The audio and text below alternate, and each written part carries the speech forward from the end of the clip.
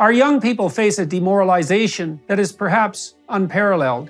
This is particularly true of young men, although anything that devastates young men will eventually do the same to young women. And that, in this era of antinatalism and equally reprehensible nihilism, is precisely the point. When they are children, boys are hectored for their toy preferences, which often include toy weapons such as guns, and their more boisterous playing style, as boys require active rough and tumble play, even more than girls. When in grade school, boys are admonished, shamed, and controlled in a very similar manner by those who think that play is unnecessary, particularly if it's competitive, and who value a docile, harmless obedience above all. Following all that is the inculcation of an extremely damaging ideology, which essentially consists of 3 accusations. Number 1, human culture, particularly in the West, is best construed as an oppressive patriarchy, motivated by the desire, willingness, and ability to use power, defined as the compulsion of others against their will, to attain what are purely selfish and self-serving ends.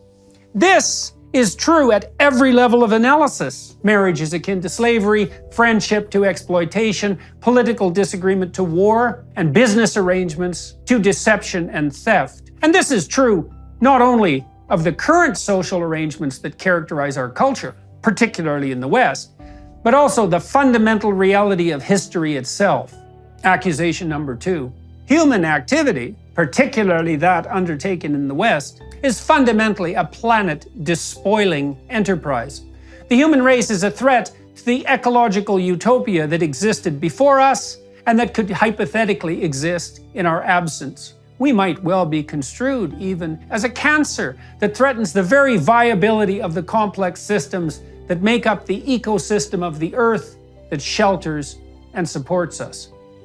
We are facing a Malthusian catastrophe of overpopulation and biosphere degradation. And we have to place extreme limits on our wants, even our needs, so that survival itself, even in a much reduced form, can be guaranteed. Accusation number 3.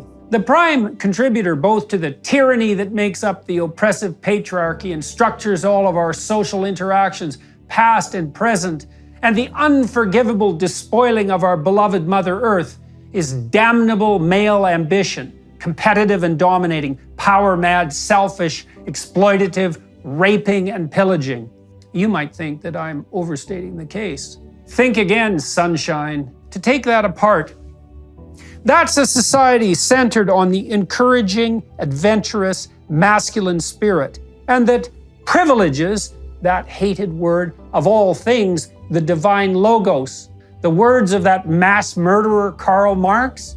And it is precisely those young men who are deeply conscientious, capable of guilt and regret, who have come to believe in pain that every deep impulse that moves them out into the world for the adventure of their life, even that impulse drawing them to women, is nothing but the manifestation of a spirit that is essentially satanic in nature. This is not only wrong, theologically, morally, psychologically, practically, and scientifically, but something that literally could not be farther from the truth.